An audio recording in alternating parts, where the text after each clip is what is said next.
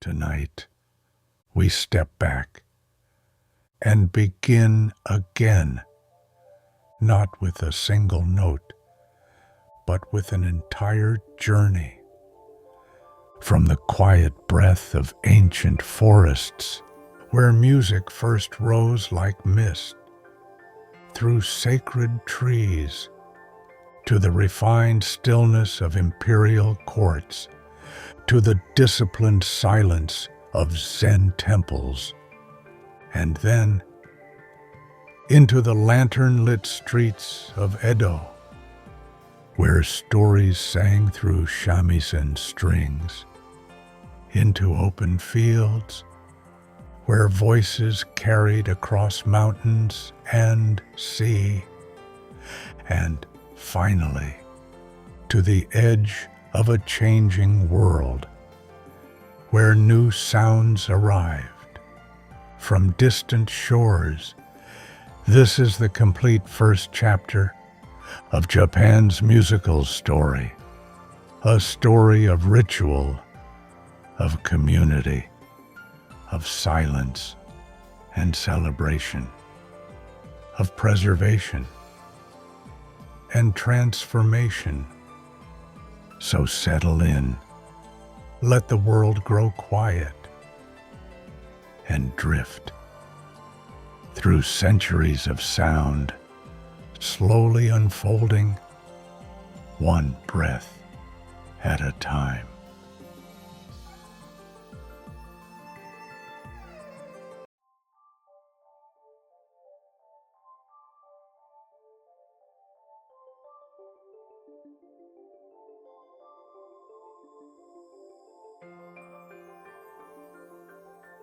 Part 1. The Sacred Origins of Japanese Music.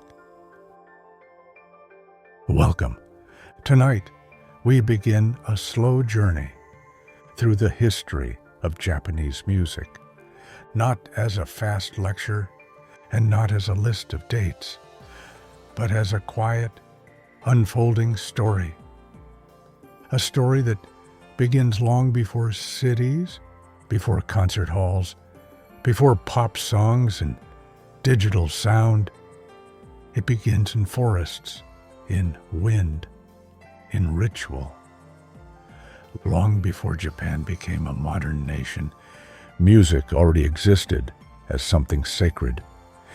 In early Shinto belief, sound was not entertainment. It was a bridge between the human world and the world of the spirits, known as kami. In small wooden shrines, often surrounded by tall cedar trees, priests and shrine maidens performed rituals called kagura. Kagura was not loud, it was not dramatic. It was deliberate. Slow drums echoed like distant footsteps. Flutes carried thin, airy tones into the sky. The movements were careful, measured.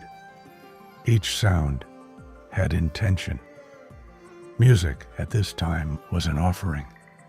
It was meant to invite the divine into the present moment. If you imagine ancient Japan, try not to imagine large cities.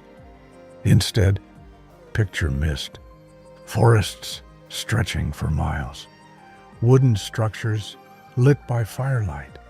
In that quiet world, music did not compete with noise. It blended with nature.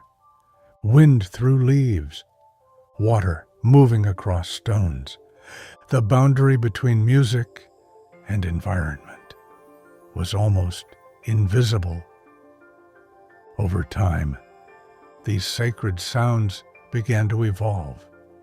As political structures formed and an imperial court was established, music entered a new space. This was the birth of gagaku. Gagaku means elegant music. It became the official music of the Japanese imperial court. And remarkably, it is still performed today. Gagaku is considered one of the oldest continuously performed orchestral traditions in the world. Its sound is unlike Western classical music. There is no rush, no dramatic crescendo. Instead, tones stretch outward, as if time itself has slowed down. One instrument, called the sho, produces soft, sustained chords that feel almost like breathing. Another, the hichiriki, creates a piercing, reedy melody that moves gently but with deep emotion. And beneath it all, drums mark the passage of time in calm, spacious rhythms. Listening to Gagaku can feel like standing inside history. The music does not push forward. It hovers. It invites patience. During this same era, Buddhism arrived in Japan. From China and Korea, with it came a new form of sacred sound, Buddhist chanting. Monks recited sutras in low, resonant voices. The chants were steady, repetitive, hypnotic. The goal was not performance, it was focus. Breath aligning with syllables, mind aligning with sound. In many ways, this chanting tradition shaped Japan's relationship with repetition in music. Repetition not as boredom, but as meditation. As centuries passed, Japan entered the medieval period. Warrior clans rose to power. The samurai class emerged, and with them came new artistic forms.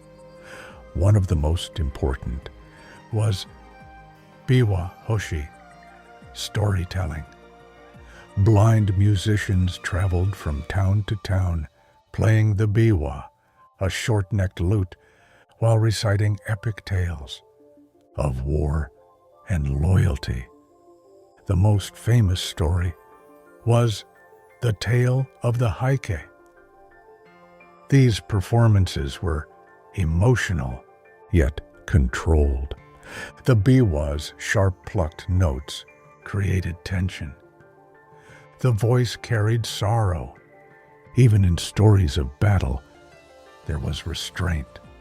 Japanese musical aesthetics often favored subtlety over spectacle. Silence became as important as sound. This concept, known as ma, refers to the space between moments, the pause, the breath, the stillness that gives shape to everything around it. Without silence, music has no form. And in Japan, this idea became foundational. By the 14th century, another art form emerged. No theater. No combined music, poetry, dance, and drama. Its stage was simple. Its movements were slow. The music featured drums, a flute, and chanting voices. But again, the pacing was deliberate, almost dreamlike. No performances were not meant to overwhelm the audience.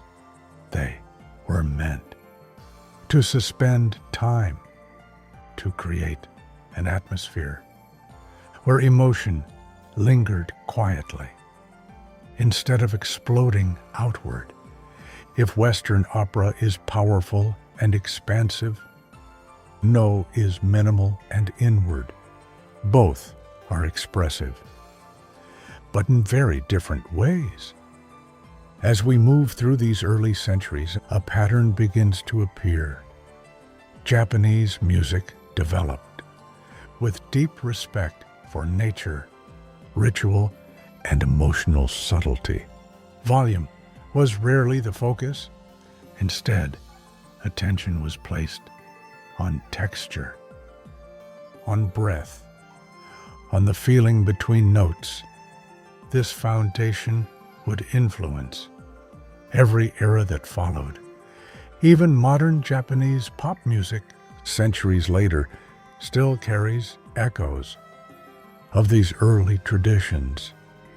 But for now, we remain in the ancient world, a world of wooden temples, court musicians in silk robes, traveling storytellers under open skies. Music not as industry, not as product, but as atmosphere, as spiritual connection, as shared memory. And as we slowly close this first chapter,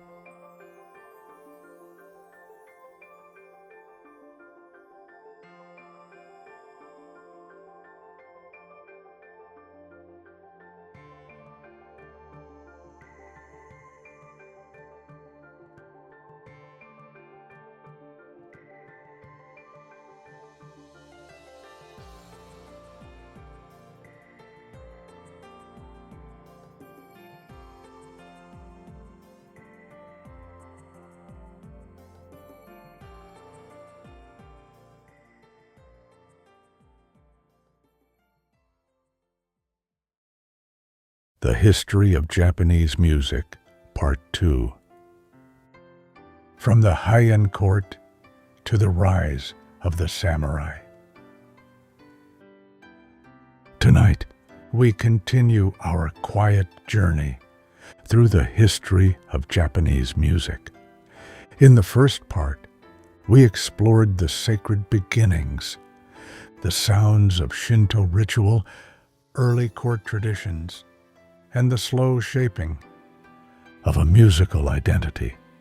Now we move forward into a new era, an era of elegance, refinement, and subtle beauty. This is the Heian period. The Heian period began in the year 794. Japan's capital was moved to Heian-kyo, the city we now call Kyoto. For nearly 4 centuries, this city became the center of culture, poetry, and art. And music flourished quietly within the walls of the imperial court. Life in the Heian court moved slowly. Aristocrats wore layered silk robes. They wrote poetry by moonlight. They listened to the soft rustle of wind through bamboo. Music was not loud. It was not dramatic. It was restrained, delicate, intentional. Gagaku continued to evolve. During this time, it became more refined, more structured. The musicians of the imperial court trained carefully to preserve its form.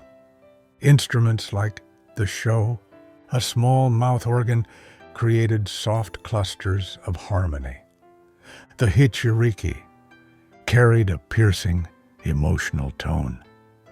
And the biwa, a short-necked lute, added gentle rhythm to the air.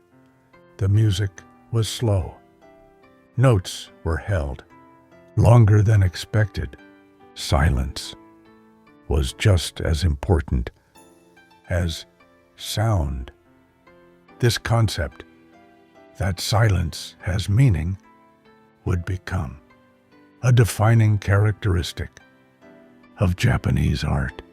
Outside the court, another musical world was beginning to form, a more grounded one, a more human one. By the late Heian period, political power was slowly shifting. The elegant aristocrats were losing influence. Warrior clans were rising. The samurai were beginning to shape the future of Japan, and with them, a new type of storytelling emerged. The biwa took on a different role. Traveling monks, known as biwa hoshi, began to recite epic tales while playing the instrument. Their most famous story was the tale of the Heike.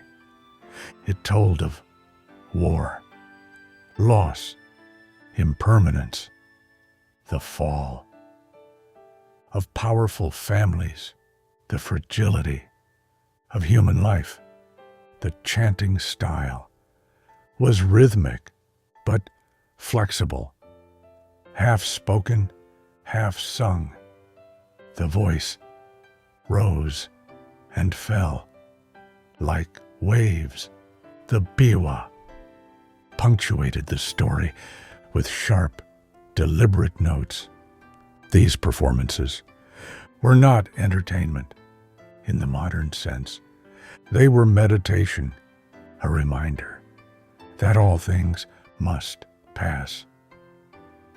This idea, impermanence, is deeply connected to Buddhism, and Buddhism was becoming increasingly influential during this era. Buddhist chanting, known as shomyo, developed into a highly disciplined art. Monks would chant sutras in long, sustained tones. The rhythm followed breath. The melody followed devotion. There were no instruments, only the human voice, layered, resonant, calm. In temples, these chants echoed softly against wooden walls. In candlelight, sound seemed to float. Music was no longer only for courts or warriors. It became a bridge between the physical and the spiritual. As Japan moved into the Kamakura period, in the late 12th century, the samurai class fully took control. The atmosphere changed. It became more disciplined, more austere. Music followed this shift. It grew simpler, stronger, more direct. Court elegance did not disappear, but it no longer stood alone. Now, music reflected both refinement and resilience, grace and strength, silence and steel. This blending of influences laid the foundation for future traditions. No theater would soon emerge. Zen philosophy would deepen the appreciation of minimalism and the idea that beauty exists in simplicity would shape Japanese music for centuries. As we rest here at the edge of the medieval world, we can feel the transformation from sacred ritual to court elegance, from aristocratic refinement to warrior storytelling. Japanese music was not static. It moved with the rhythm of history itself. In the next part, we will explore how theatrical performance, Zen philosophy, and the early modern era further transformed Japan's soundscape. For now, let your thoughts slow. Imagine Kyoto under a quiet night sky, the distant echo of a biwa, the soft breath of a temple chant, and the steady passage of time. Rest here and drift into the continuing story.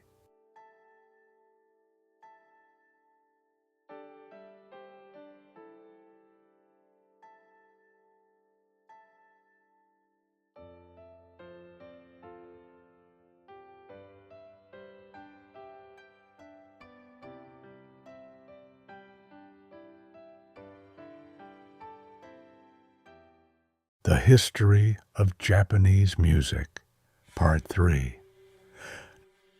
No, Zen and the Sound of Silence. Tonight, we continue our quiet journey through the history of Japanese music. So far, we have moved from sacred ritual to court elegance, from aristocratic refinement to the rise of the samurai. Now we enter a world of stillness, a world where silence is not empty, but alive. The 14th century marked a turning point. Japan was no longer ruled by court nobles. The warrior class had taken control. And with this shift came a new artistic expression, one that blended discipline, spirituality, and performance. This was the birth of No theater. No was not loud. It was not fast.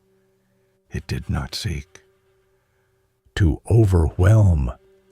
Instead, it invited the audience to slow down, to observe, to listen carefully. The stage was simple: a wooden platform, a painted pine tree at the back. Few props, few movements.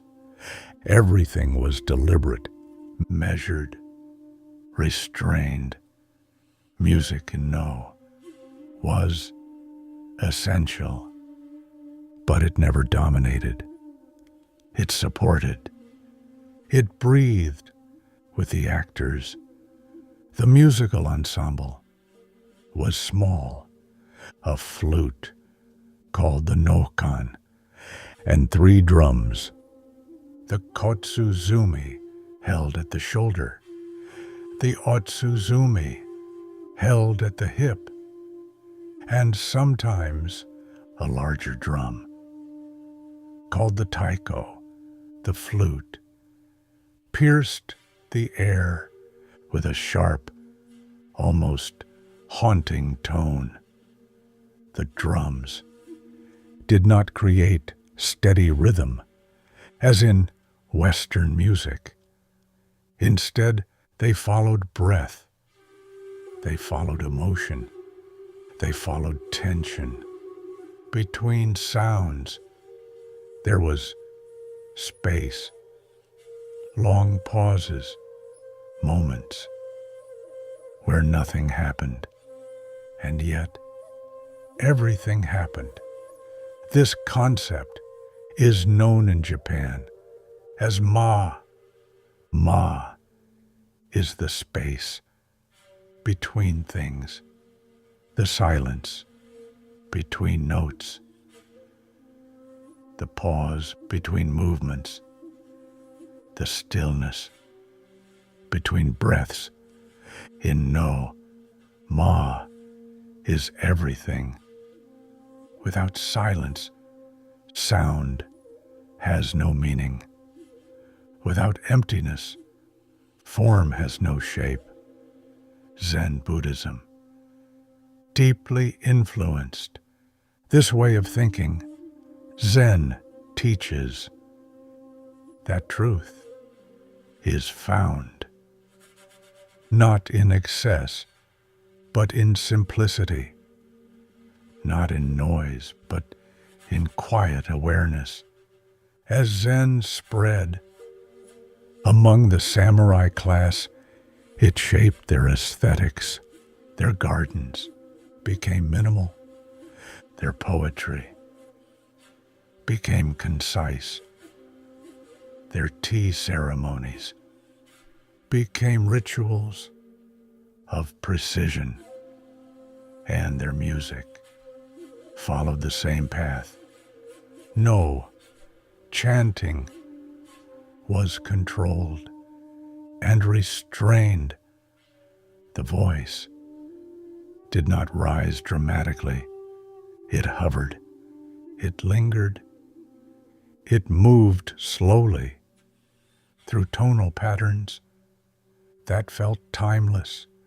To modern ears, no music may feel unfamiliar, even distant, but that distance is intentional. It creates reflection. It creates space for thought. During this same era, another instrument began to grow in importance: the shakuhachi, a simple bamboo flute with 5 finger holes. Nothing ornate, nothing decorative, just bamboo, breath, and air. The shakuhachi became associated with Zen monks known as komuso. These monks used the flute as a form of meditation. They called it suizen, blowing meditation. Each note was not merely played, it was breathed. The sound was fragile, sometimes airy, sometimes broken, sometimes almost silent. Imperfection was not a flaw.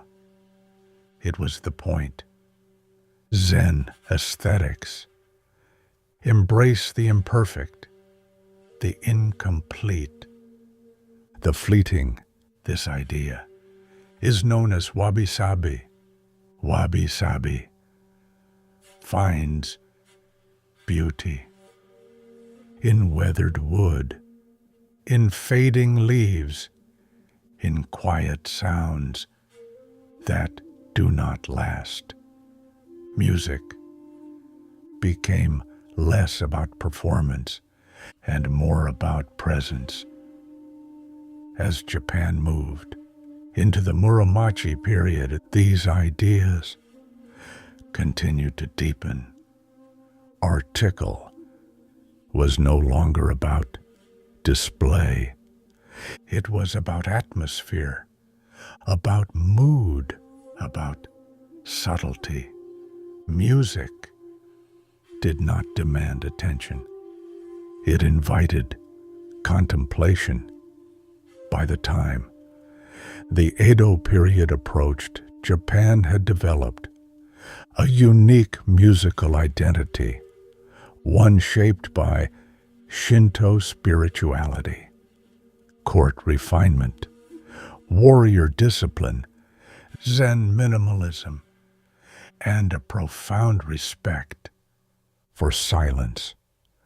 When we listen to traditional Japanese music today, we can still hear these layers, the sacred echo of ancient ritual, the elegance of court harmony, the solemn rhythm of warrior tales, and the quiet breath of Zen bamboo.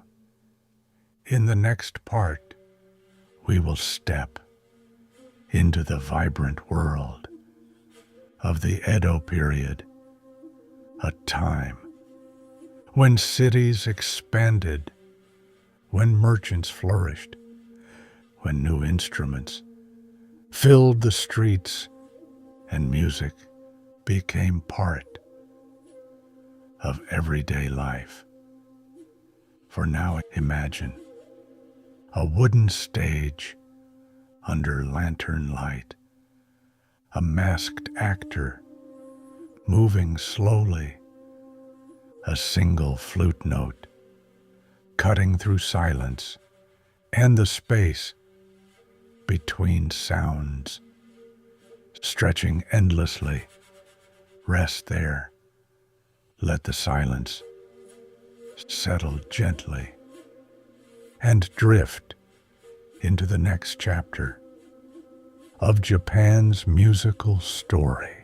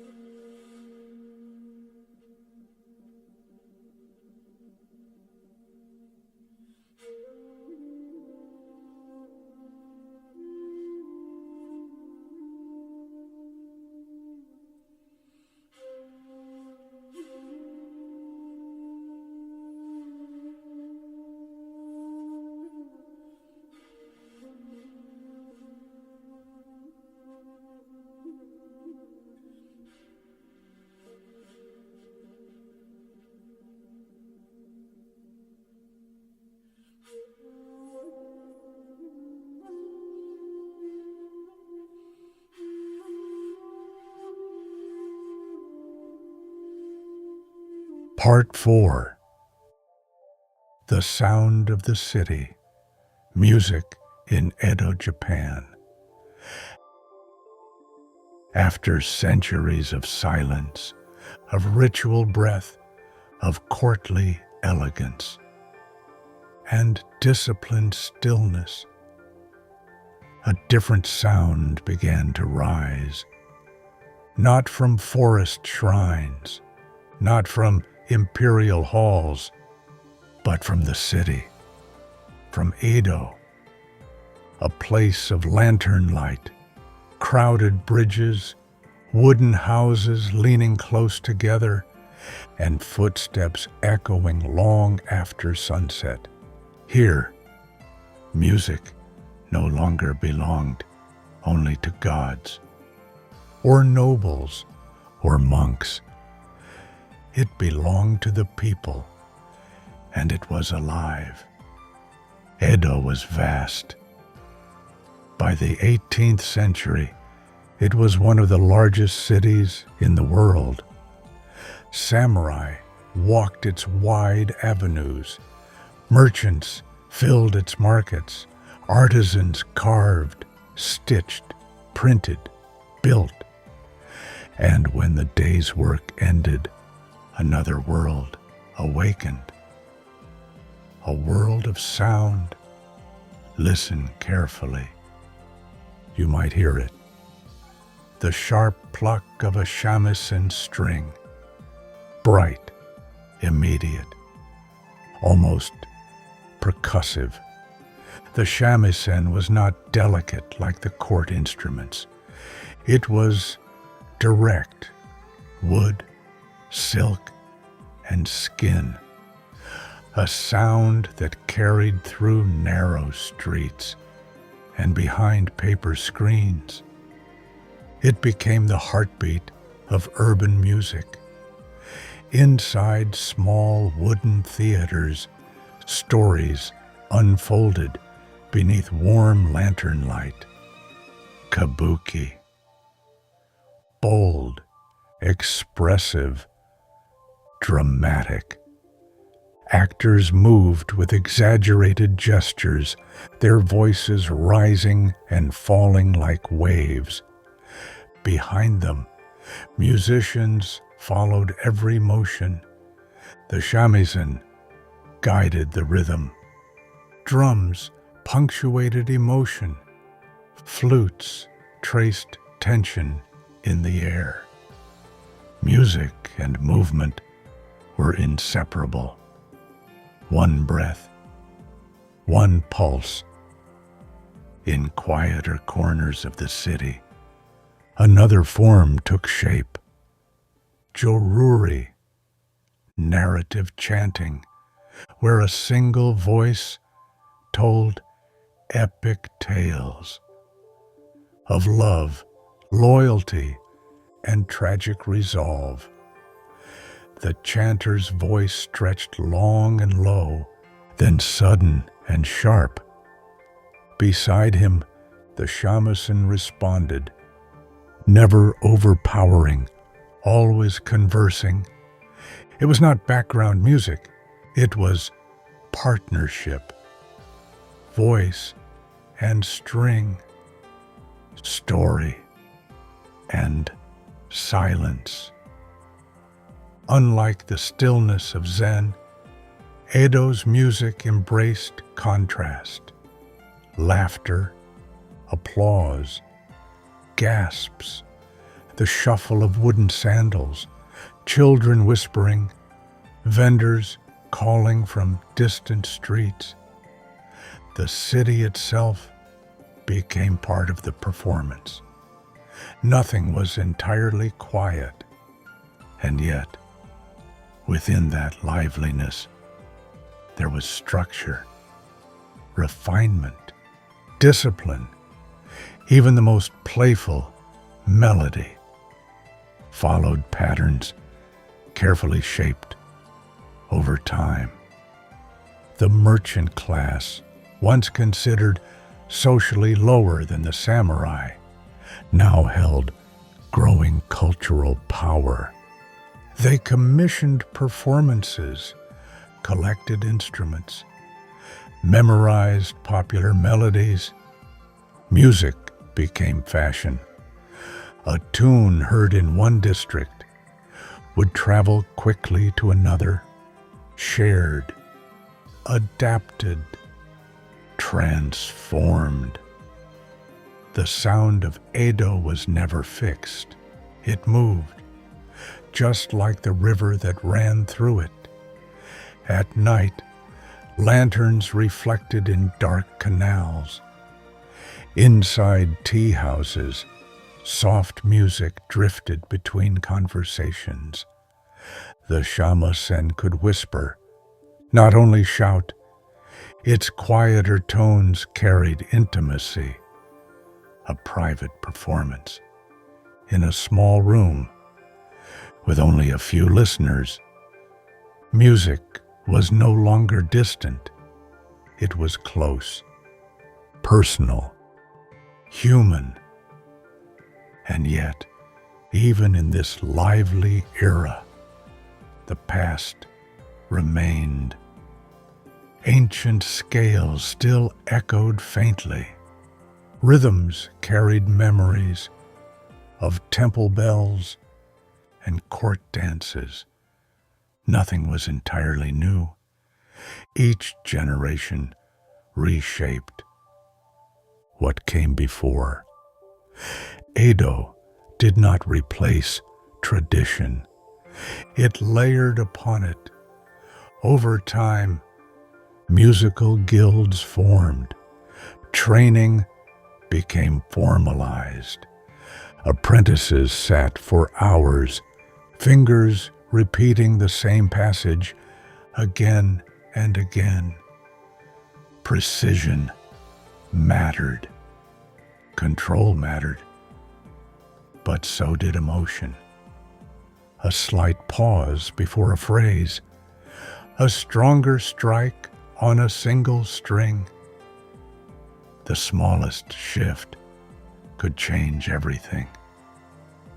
If you close your eyes, you can almost stand in that city. A distant drumbeat, a sudden cheer, a single shamisen phrase rising above it all, alive, vibrant, imperfect, human. Edo's music was not seeking enlightenment. It was not striving for sacred purity. It was telling stories about ordinary lives, about fleeting pleasures, about love found and lost. In that way, it carried a different kind of truth. Not the silence of mountains, but the warmth of shared experience.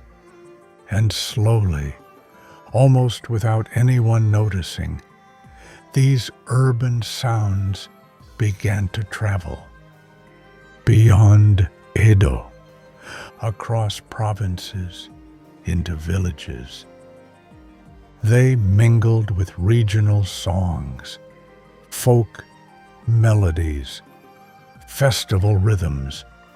The boundaries blurred. City and countryside began to listen to one another.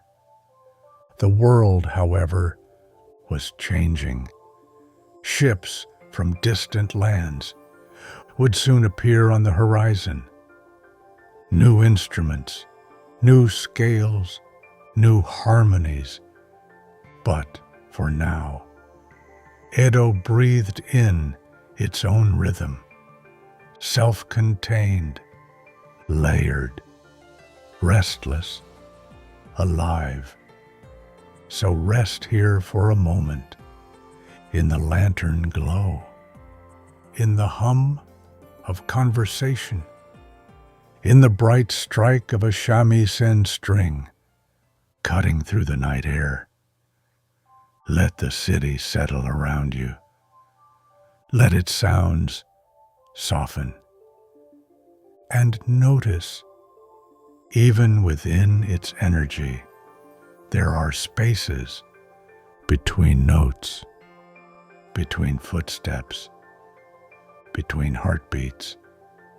The music of Edo was never only noise, it was balance, movement and pause, sound and space. And in that balance, Japan's musical story continued to unfold gently forward.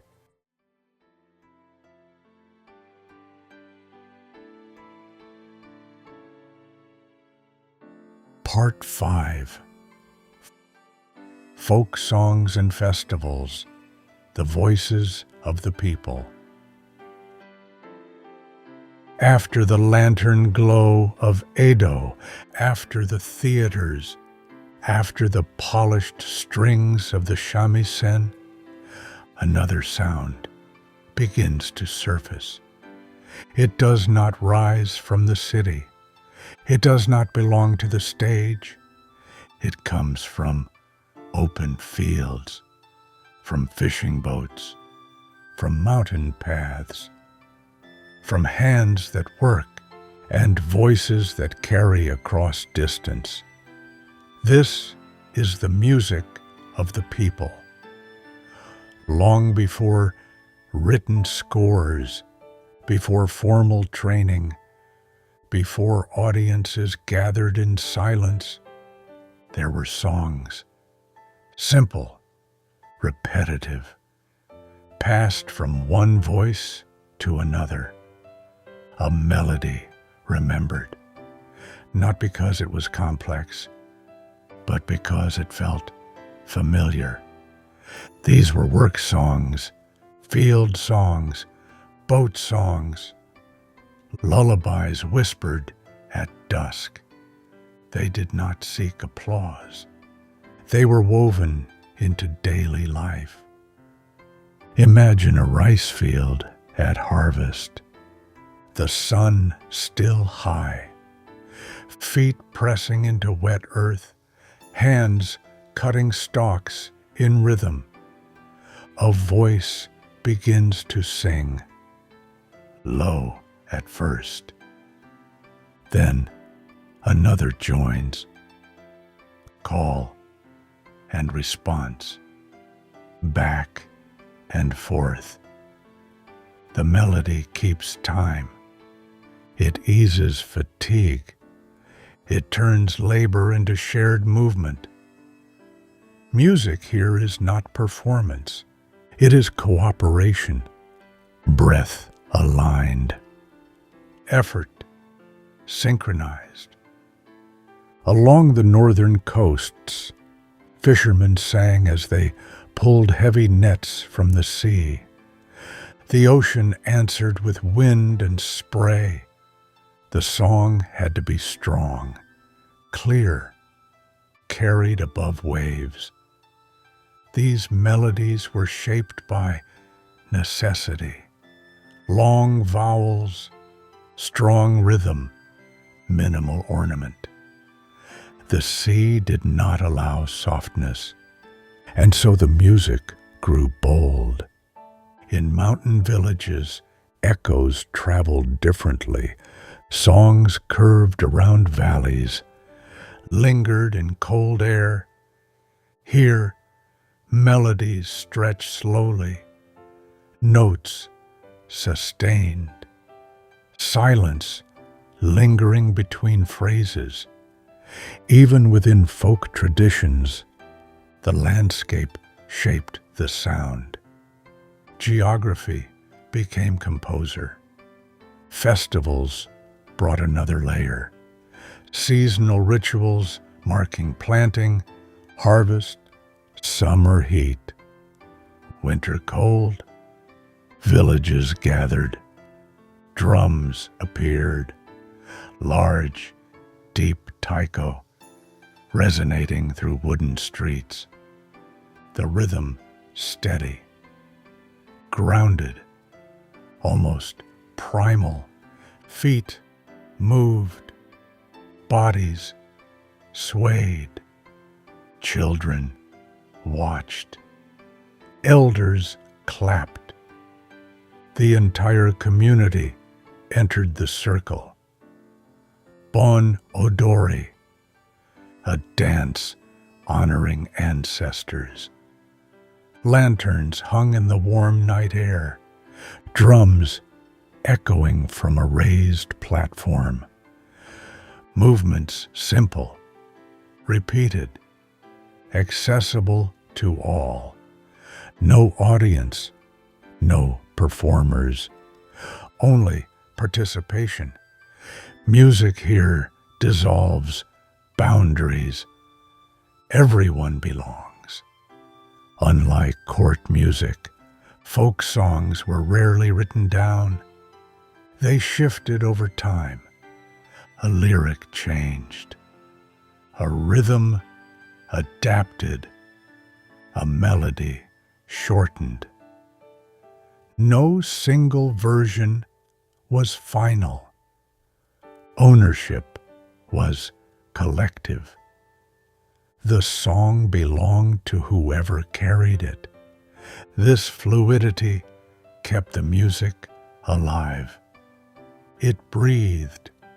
It evolved without announcement.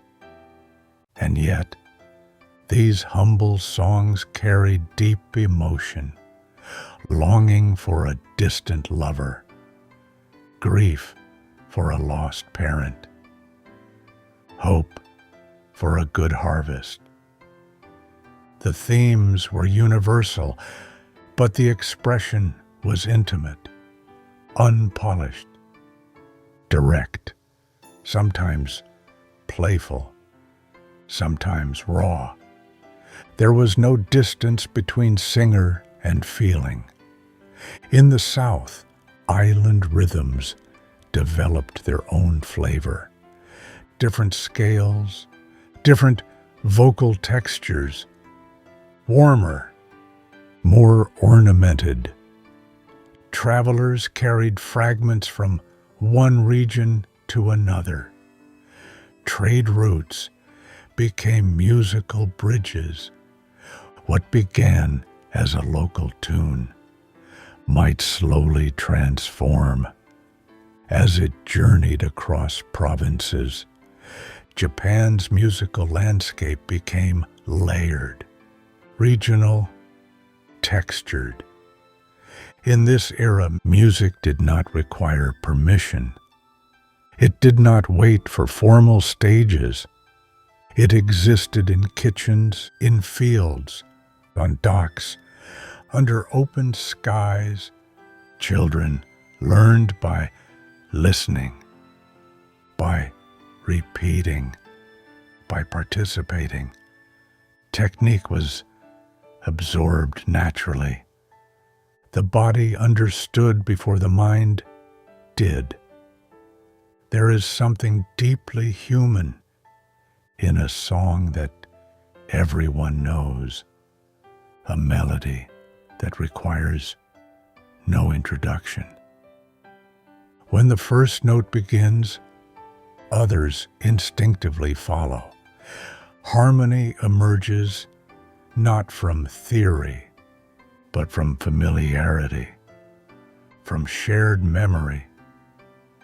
Folk music thrives in this space, between individuals, within community, and still, echoes of the city remained.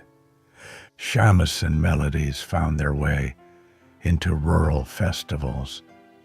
Urban tunes were simplified, adapted, absorbed.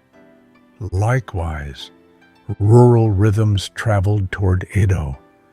Professional musicians listened, borrowed, refined. The boundary between folk and urban was never rigid. It was porous. Music moved freely.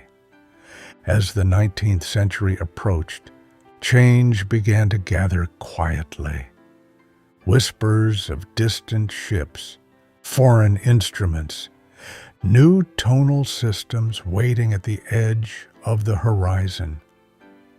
But in villages, in small towns, in mountain paths and coastal harbors, the songs continued, unaffected for the moment. They carried history without realizing it. They preserved identity through repetition. They marked time through rhythm. Close your eyes now. Imagine standing in a summer festival, lanterns above you, drums steady in your chest. Voices rising together, not perfectly in tune, but perfectly aligned in spirit. Feel how the rhythm settles into your body, how the melody repeats gently, almost hypnotic. This is not music to analyze. It is music to join. In these shared songs, Japan's musical story expands outward, from temples to courts, from cities to villages, from structured compositions to living tradition. The sacred did not disappear. It simply changed form. It moved into everyday life, into laughter, into sweat, into dance. Rest here for a moment, in the warmth of shared voices, in the steady pulse of drums beneath open sky. Notice how repetition becomes comfort, how familiarity becomes belonging. Let the rhythm soften. Let the crowd dissolve into quiet. And listen for the subtle shift approaching on the horizon. A new sound from distant shores will soon arrive, but for now, the voices of the people continue, simple, enduring, alive.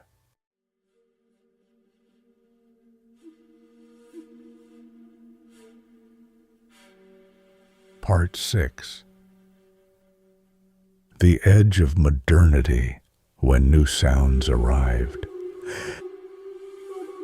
There is a moment just before change becomes visible, when the air feels different, not louder, not brighter, just unsettled. By the mid-19th century, Japan stood in such a moment. For centuries, its musical world had grown inward, layer upon layer.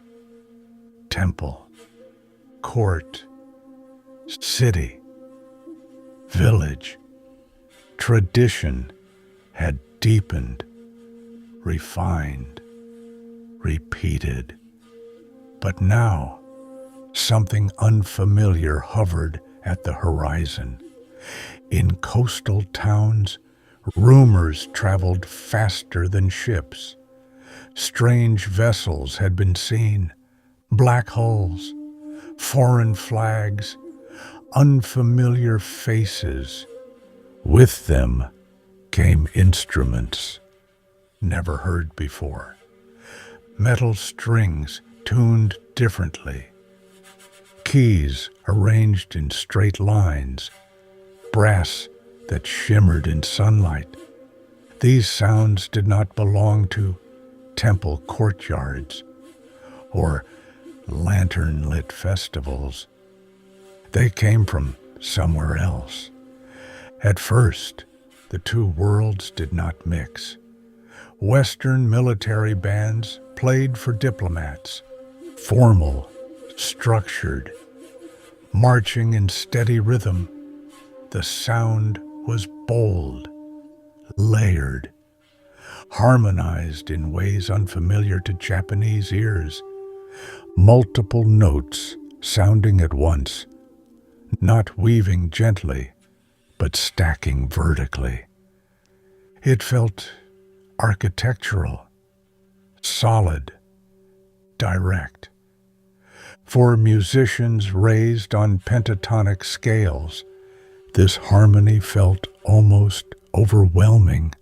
Where was the space between notes? Where was the lingering breath? Where was the quiet curve of a sustained tone. Yet curiosity stirred. Young listeners leaned closer. Something about the fullness of the sound sparked intrigue, not rejection, not yet acceptance, but interest. The shamisen did not disappear. The taiko did not fall silent. Folk songs continued. Festivals returned each season. But slowly, carefully, new textures began to appear. A school teacher introducing Western melodies to children. A government official encouraging modernization. A piano placed in a newly built hall. At first, awkward, foreign, out of place. Then gradually, less so. Music became part of transformation. Japan was not only opening its ports, it was reshaping its identity. Uniforms changed, architecture shifted, and sound, always sound, reflected that shift. Military bands grew more common. Western notation entered classrooms. Young composers studied abroad.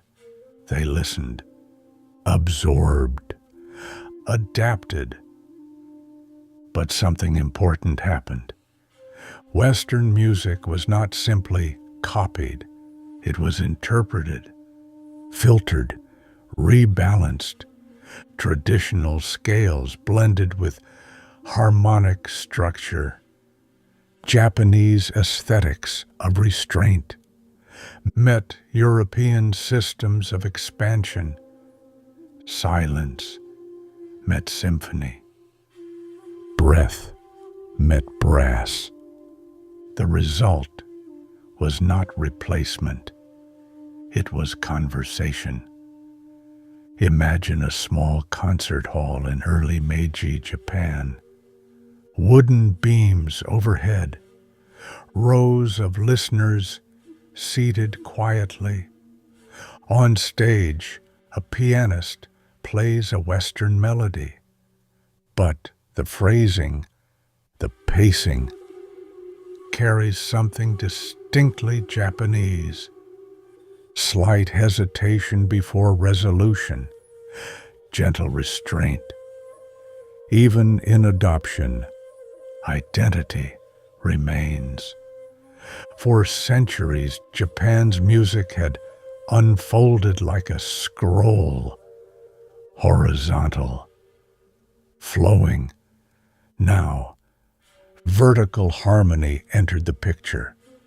Chords stacked, layers rising. Yet the older sensibility never vanished. The appreciation for space, for ma, the meaningful pause. It persisted, even inside orchestras, even inside new forms.